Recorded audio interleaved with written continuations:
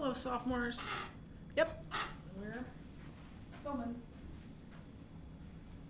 So, I'm just going to say this publicly. Elijah Goots, you were right. I need a new phone. It won't be an iPhone 11.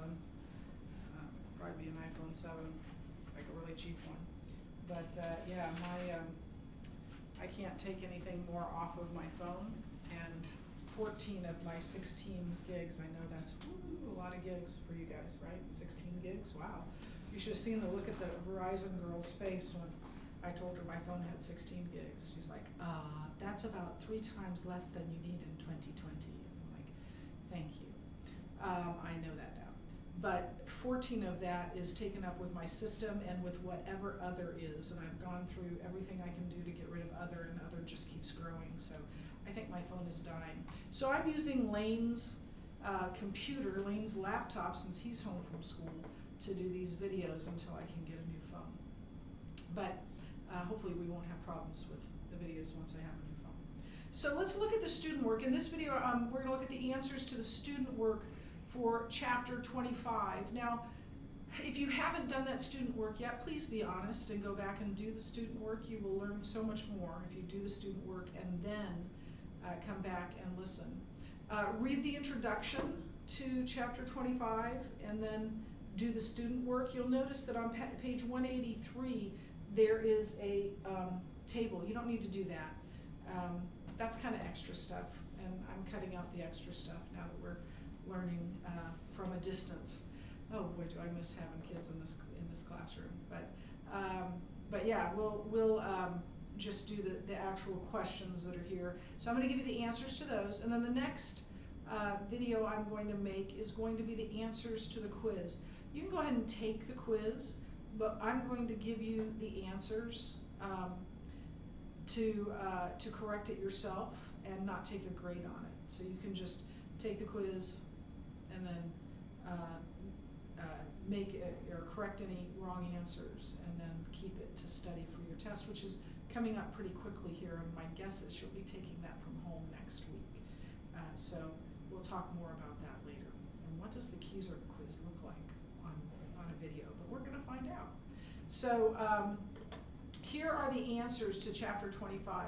Here's the first question. The end of chapter 11 suggests that the Pharisees were motivated by their fear that the Romans would hear of Jesus' popularity and crack down on the nation. What does their emphasis on politics over truth communicate about their priorities?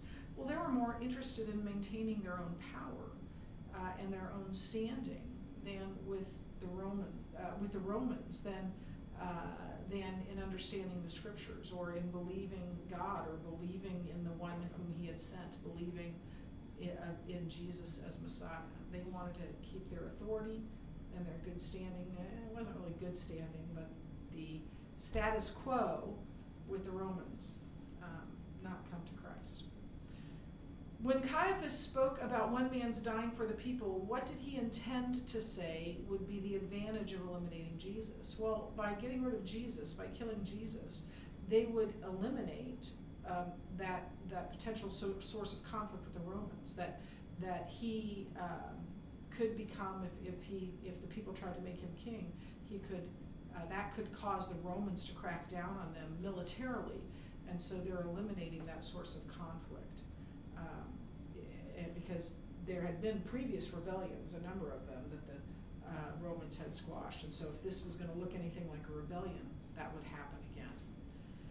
Apparently, Caiaphas prophesied without realizing it. What did his prophecy say about what would be the implications of Jesus' death?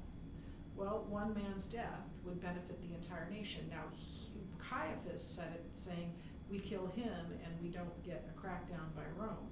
But in fact, one man's death would benefit an entire nation. We know that this prophecy, was fulfilled through Christ paying the penalty for our sins, through Christ's crucifixion. If you were part of the multitude at the triumphal entry, what might you have thought was about to happen? You know, this is one of those answers will vary thing, whatever you think is right. I think maybe I would have expected him to be at least be celebrated and possibly be named ruler sure just that he'd get a lot of fanfare, which he did at that triumphal entry. How surprised would you have been with Jesus' crucifixion a week later? Well, yeah, very surprised. Those questions are tough to answer. I would have been shocked, probably, that how does someone go in less than a week from being hailed as a hero to dying an ignominious death on the cross as an outlaw? How does that happen? What would you have thought about a king riding on a donkey? Now here's the thing, I think they would have thought that that's what kings do. We think of it more as humility, and it is, because there's a prophecy that says that he comes to you lowly and on a donkey. Your king comes lowly and on a donkey, and God commanded that kings ride donkeys for that reason. So they would have seen it as a kingly thing to do, but also as a humble thing to do. What would this have communicated to you about the character of this entering king? Well, probably his humility. You know, Saul and David rode donkeys, but Solomon bought a lot of horses. He was into horses, not donkeys. So, yeah, I think maybe maybe they might have thought he was different than the others. We talked about that a little bit in the teacher's lesson, though. Okay, I think that's all of the student work. That was easy. So yeah, now you've got the student work and you've got the lecture that's on YouTube. If you haven't watched that yet, watch that. And then I will do a video that goes over the quiz right after I'm done with this.